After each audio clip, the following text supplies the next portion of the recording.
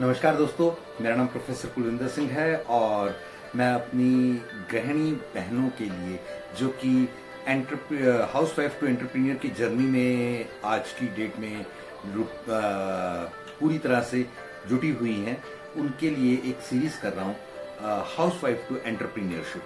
तो आज की इस पर्टिकुलर सीरीज के इस एपिसोड में बेसिक्स की बात करते हुए आज पांचवी बात हम जो इम्पोर्टेंट करेंगे वो होगी कुछ ऐसे असूल जिससे हम अपना सर्कल अपना एक ट्रायंगल के रूप में बहुत जबरदस्त, कहते हैं ना 9 दिशाएं या 10 दिशाएं, तो वो 10 दिशाओं में कैसे फैले।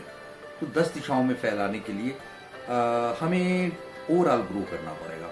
ओवरऑल ग्रो करने के लिए हमारे पास ना बहुत सारी चीज़ों के साथ ना एक बहुत इंपॉर्टेंट चीज़ है कैस्पर। सबसे पहले कहते हैं कि नॉलेज कभी कोई माँ के पेट से सीख कर नहीं आता, और जिसको जितनी भी नॉलेज जहाँ भी कभी भी हुई है, तो वो आज ही मैं पढ़ रहा था तो मैंने पढ़ा कि रामानुजन जो कि विश्व के सबसे महानतम मैथमेटिशियंस में से सबसे अग्रणी है, वो भारत में पैदा हुए और शायद बहुत छोटी उम्र में, शायद 30 की उम्र में उनका देहांत भी हो गया था। और उनकी अभी एक 100 पेज की कोई पुस्तक मिली है, पुस्तक नहीं, डायरी, और उस डायरी में कुछ 600 से ज़्यादा ऐसी रचनाएं मैथमेटिक्स की हैं जो उनके होते हुए भी ये 100 साल पहले हो चुके हैं। आज उनको 100 साल हो गए।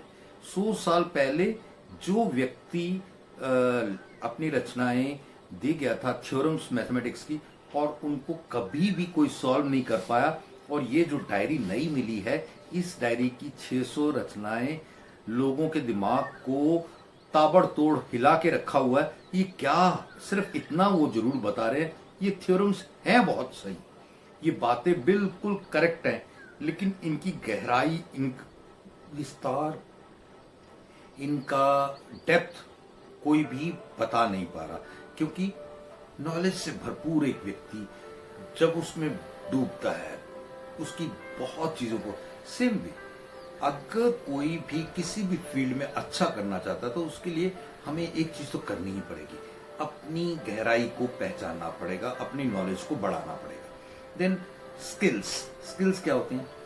स्किल्स होते हैं कि आप जिसको ट्रेंड कर सके, जिस चीज को आप अपने आप में जो गुण नहीं था वो गुण पैदा कर।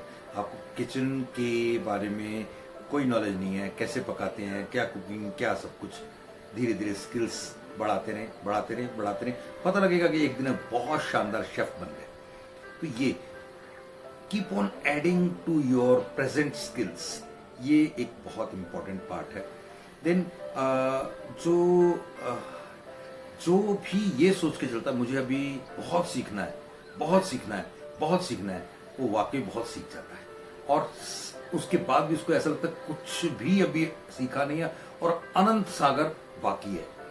और देन सेकंड इसके एटीट्यूड KAS मैंने पहले ले लिया। ए मतलब एटीट्यूड का मतलब है आपकी सोच, आपका नजरिया, आपके विचारों का तरीका। कोई तो ये कहता है यार ये तो बिल्कुल काम हो नहीं सकता क्योंकि यहाँ तो इसका कोई स्कोप ही नहीं है, और उसी जगह पे एक दूसरा व्यक्ति आता कहता है यार ये तो काम बहुत जबरदस्त यहाँ पे हो सकता है क्योंकि यहाँ पे तो कोई इसका कंप्यूटर ही नहीं। कहने का भाव समझ रहे हैं? एक उसका वो एंगल देखता है जिस एंगल से वो नेगेटिविटी से भर जाता है, और एक वो एंगल देखता है जो उससे पॉजिटिविटी से भर जाता है और कमाल की उसमें प्रोग्रेस करता है। KASPEPR, P बोले तो पर्सनालिटी में क्या है? पर्सनालिटी में आपकी एक चुंबकीय पर्सनालिटी होनी ही चाहिए। देखिए, लेडीज के लिए एक बहुत इंपॉर्टेंट एस्पेक्ट है, आपके अंदर भगवान ने कुदरती तौर पर एक चुंबकीय शक्ति दी है, लेकिन उसमें एक डिग्निटी आ जाए, एक पकड़ आ जाए, तो आपका ट्रस्ट लेवल, आपके ऊपर लोगों का विश्वास, आपके साथ काम करने के लिए जो सोच है, इतनी जबरदस्त हो जाएगी कि आपको लगेगा, क्योंकि देखो एक व्यक्ति आपके साथ लॉन्ग टर्म तक कब किसी भी फील्ड में जुड़ा रह सकता है, जब उसे पता है कि मैंने ये जिम्मेवारी इनको दे दी तो समझ लीजिए काम पूरा हो गया। या तो काम तमाम हो गया या काम पूरा हो गया। काम तमाम करने वाला काम अगर आप करते हैं तो वो भी एक इमेज बनेगी, अगली बार आपके साथ कोई भी किसी काम के लिए जुड़ने को तैयार नहीं होगा, नहीं यार।